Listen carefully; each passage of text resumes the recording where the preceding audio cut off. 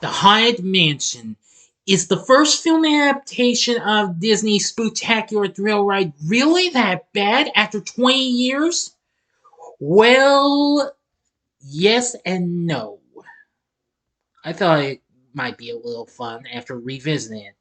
Well, here's my review of the first film itself, The Haunted Mansion. Big T's Entertainment Rankings and Reviews.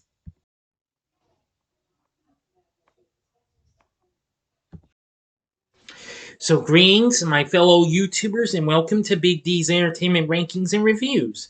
My name is Doyle, better known to as the Big D, and this time around I bring to you a review of the 2003 supernatural horror comedy flick, The Haunted Mansion, released by Disney, directed by Rob Minkoff, written by David Berenbaum, and based on Disney's theme park attraction of the same name.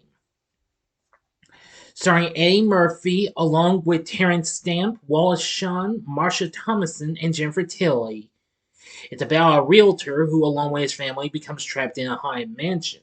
This film was released on this day, November 26, 2003. Henceforth, today is the film's 20th anniversary.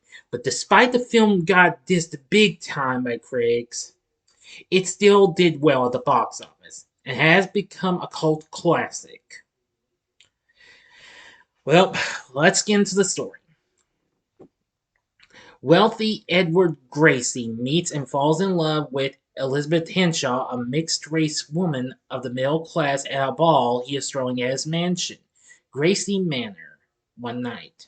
For an unknown reason, Elizabeth writes a letter to Gracie and commits suicide that very night. Gracie becomes so depressed from her death, that he hangs himself in the attic. A century later, Jim and Sarah Evers are successful realtors with two children, Michael and Megan. A workaholic with little time for his family, Jim misses his wedding anniversary and tries to make amends by suggesting a vacation to the nearby lake. Sarah is contacted by the occupants of Gracie Manor, located in the nearby bayou. Jim, eager to make a deal after learning where the mansion is, takes his family there, meeting its owner, Gracie, his butler, Ramsley, and his other servants, maid Emma and footman Ezra. When a rainstorm floods the nearby river, Gracie lets the family stay for the night. Ramsley takes Jim to the library to discuss the deal with Gracie, but Jim becomes trapped in a secret passage. Gracie gives Sarah a tour of the mansion, discussing his past and his grandfather's, death after Elizabeth's suicide. Megan and Michael follow a spectral orb to the attic, where they find a portrait of a woman that bears an almost identical resemblance to Sarah. Emma and Ezra appear and identify the woman as the late Elizabeth. Meanwhile, Jim meets Madame Leota, the ghost of a gypsy whose head is encased in a crystal ball. He runs into Emma, Ezra, and his children, and returns to Leota for answers about Elizabeth's likeness to Sarah. It is then revealed that the mansion's inhabitants are ghosts, cursed a century ago by Elizabeth's and Gracie's untimely deaths, and can only enter the afterlife when the lovers are reunited. Sarah is believed to be Elizabeth's reincarnation. Leo sends the Evers to the mansion cemetery to find a key that will reveal the truth about Elizabeth's death. In a crypt beneath a mausoleum, Jim and Megan find the key, but inadvertently disturb its undead residents. However, they escape with help from Michael, who overcomes his arachnophobia. Leola leads them to a trunk in the attic, which Jim unlocks to find a letter Elizabeth wrote to Gracie, revealing she truly loved him and wanted to marry him, indicating that she did not commit suicide, as everyone believed. Ramsley then appears and reveals he murdered Elizabeth to prevent Gracie from abandoning his heritage, as he believed their relationship was unacceptable. To hide the truth, Ramsley traps the children in a trunk and physically throws Jim out of the mansion. As Gracie and Sarah rendezvous in the ballroom, she is confused when he asks if she recognizes him, and he insists she is his beloved Elizabeth. The room fills with dancing ghosts as Gracie reveals his ghostly self, but Sarah denies being Elizabeth. This gives Gracie second thoughts, but Ramsley insists that Sarah is Elizabeth and in time she will remember. Ramsley then blackmails Sarah into marrying Gracie in exchange for her children's safety. Okay, now for the final act and the ending. As always, you know the procedure. You have 5 seconds to stop this video. Go to the description box below and fast forward to the time below. If you've seen the movie already, please continue.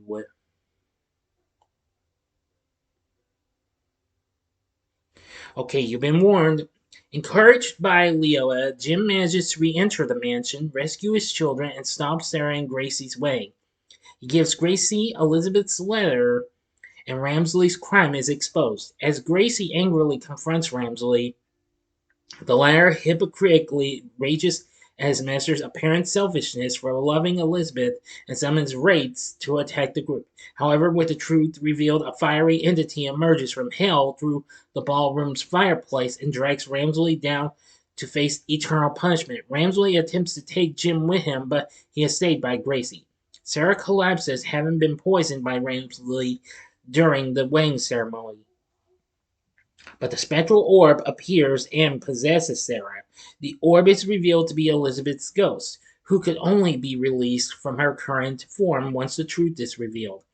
And thanks Jim for saving her. Elizabeth and Gracie reunite as Sarah is subsequently revived. With the curse finally lifted, Gracie gives the Evers the deed to the mansion and departs to heaven with Elizabeth, Emma, Ezra, and the mansion's other inhabitants.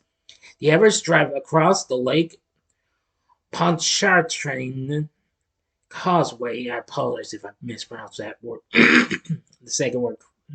For a proper vacation. Accompanied by Leoa in the back seat and 4 singing busts who Jim, Megan, and Michael encountered while searching for the mausoleum, strapped to the roof. End of story.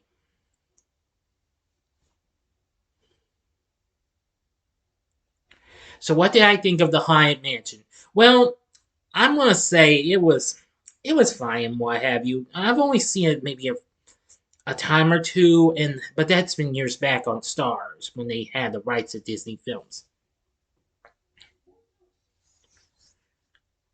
Anyway,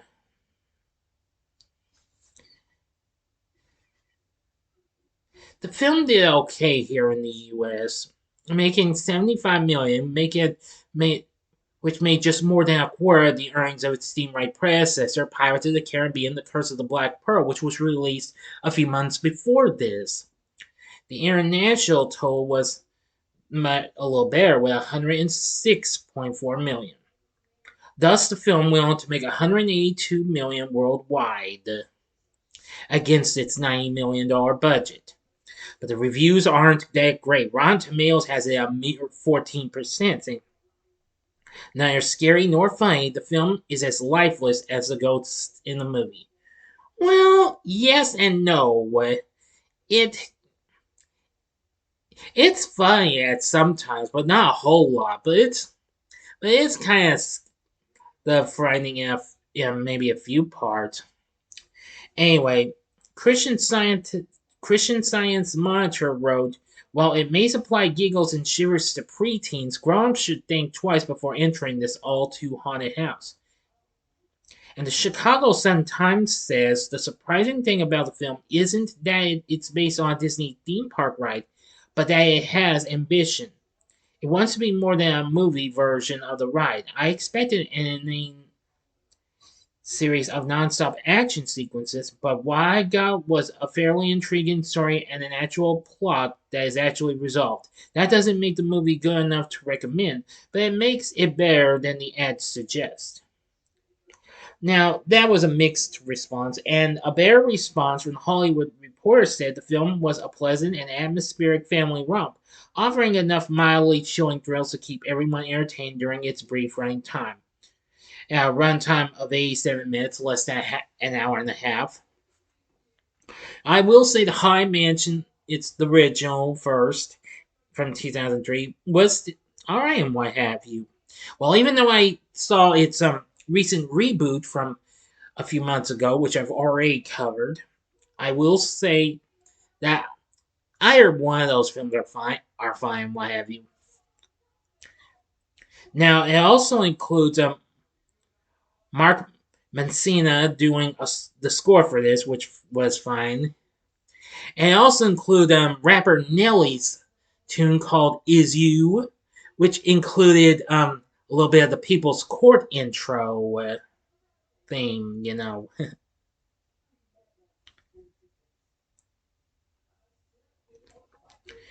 Anyway, it just felt into the likeness of other films like Clue, Monster Squad, and of course Disney's own Hocus Pocus that may have opened to poor reviews and disappointing box office results before growing an appreciative audience over time and has become a cult classic. And I'm glad to know it's now a popular Halloween movie and is regularly featured on season cable programming blocks like For the 31 Nights of Halloween on Freeform. You can also find the movie, of course, on Disney Plus. Now, as for our cast, Eddie Murphy plays Jim, and he's not too bad. Terence Stamp, who, of course, I remember from Superman 2, and then he would also be in Elektra after this, played Ramsley. Yeah, he was good. Nathaniel Parker played Gracie, he was good. Marsha Thomason played Sarah, as well as the ghost of Elizabeth Henshaw. Jennifer Tilly played Madame Leela. She's pretty good in what have you, even though I like Jamie Lee Curtis's portrayal of the character in the reboot. Wallace Shawn plays Ezra. He's pretty good. And Dina Spybey played Emma. And as for the kids, we have Mark John Jeffries playing Michael and Ari Davis playing Megan.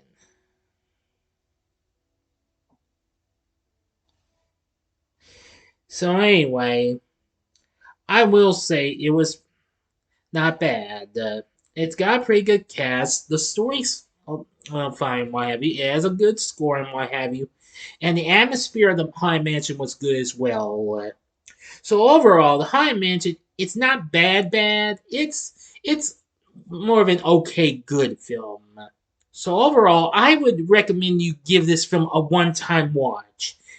And if you're not satisfied with it, then maybe watch the reboot. You might like it a little more, but you be the judge, okay?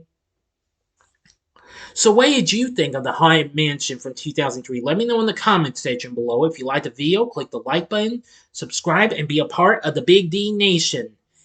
And next time, for realsies, you'll get the Wish review. So I hope you enjoyed this review of the Haunted Mansion. If you liked it, check out my reviews for these other Disney films. And these are films I was just talking about. In the upper left-hand corner is my review of Pirates of the Caribbean, The Curse of the Black Pearl. The upper right-hand corner is my spoiler-free review of the Haunted Mansion reboot from this past year. Or if you'd like another spooktacular experience from Disney, go to the bottom left-hand corner and see my review of Tim Burton's The Nightmare Before Christmas. And the bottom right-hand corner is the button you can click to subscribe. If you like rankings and reviews on movies, TV, music, video games, etc., then I'm your guy. Thanks for watching. Until next time, I'm the Big D saying, see ya.